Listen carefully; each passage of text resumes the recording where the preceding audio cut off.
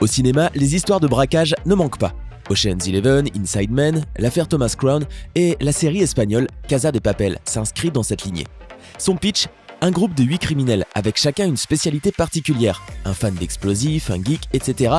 est réuni par un homme mystérieux qui se fait appeler le professeur. Leur but est de réaliser le casse idéal, sans victime, en volant 2,4 milliards d'euros à la Maison Royale de la Monnaie à Madrid. Un butin qui surpasserait toutes les autres sommes les plus folles jamais dérobées à travers le monde. En fait, La Casa de Papel est une série télévisée espagnole diffusée sur Antena 3 entre le 2 mai 2017 et le 23 novembre de la même année.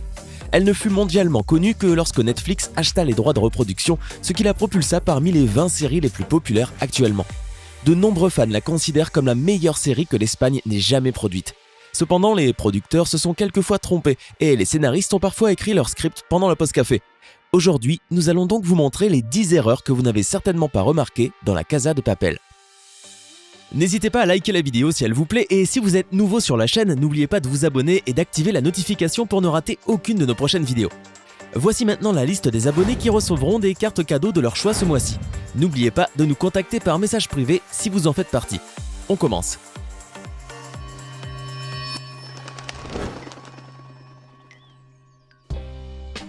Une erreur sur l'heure. Qu'on se le dise d'abord, oui, le scénario est réussi, à tel point qu'on se pose la question de savoir si ce scénario était envisagé pour de vrai, s'il ne serait effectivement pas redoutable, mais sur certains points seulement.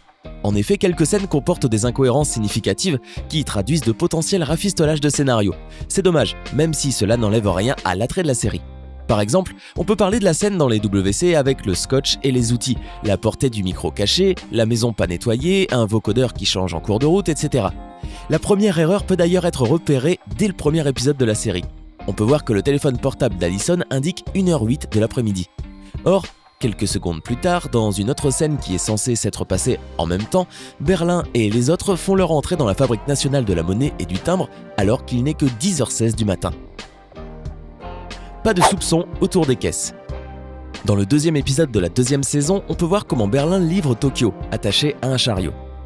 En voyant cela, la police commence à avoir des doutes et active aussitôt une opération anti-explosion, obligeant la délinquante à enlever ses vêtements pour montrer qu'elle ne cachait rien.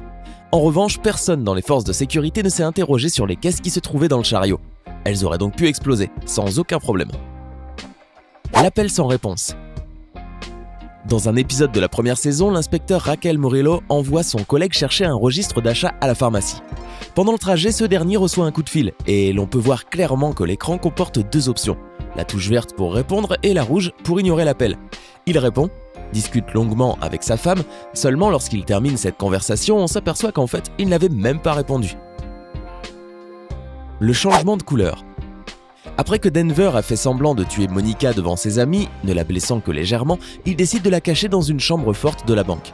Elle y passe plusieurs épisodes pendant lesquels elle ne parle qu'à lui, donnant lieu au passage aux principales scènes de romance de la série. Seulement, petit problème. Au début, on peut voir qu'elle porte un sous-vêtement blanc, qui, 6 épisodes plus tard, devient noir. Étant donné qu'elle est restée enfermée tout le temps dans cet endroit, il est impossible qu'elle ait pu changer de sous-vêtement. Le portrait robot. Le fameux portrait robot donc. Que dire ?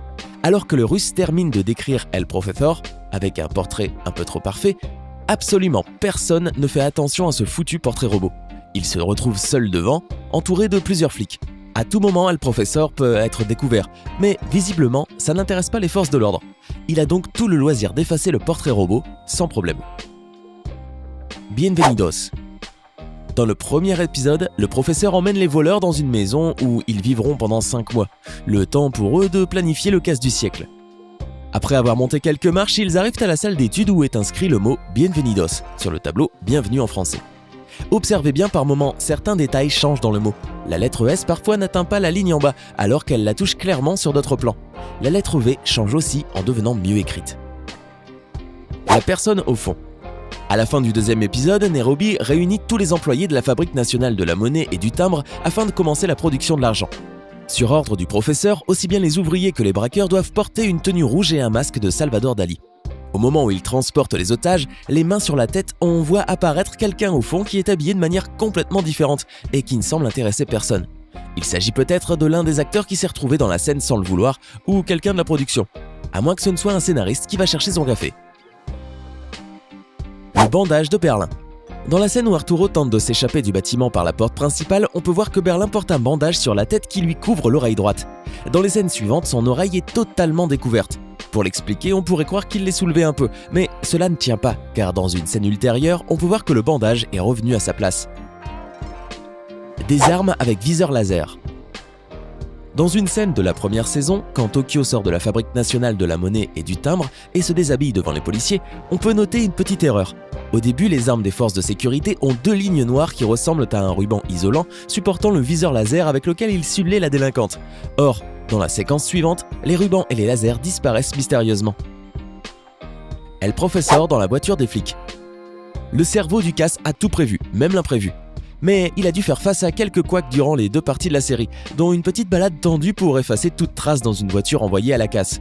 Il n'avait pas prévu que l'un de ses braqueurs soit si peu méticuleux. Il se retrouve donc à devoir menacer le propriétaire russe qui est sur le point de dévoiler son identité. Pour cela, il réussit à s'introduire un peu trop facilement dans une voiture de flic, trouve la bonne fréquence et a le temps de proférer ses menaces.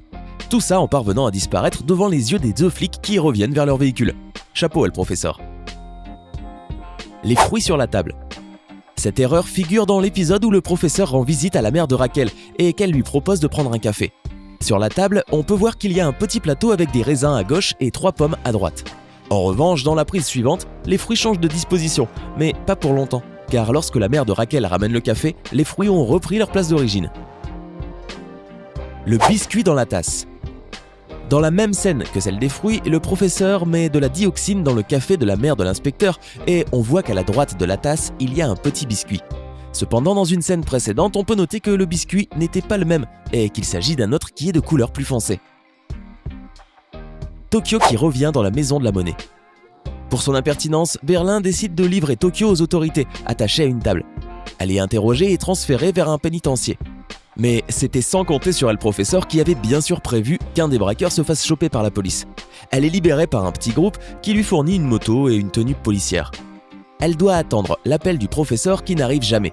Elle décide donc de retourner dans la fabrique de la monnaie par ses propres moyens. Elle enfourche sa moto, met les gaz et passe à fond devant une centaine de flics, sans qu'aucun d'eux n'essaie vraiment de l'arrêter ou de lui tirer dessus.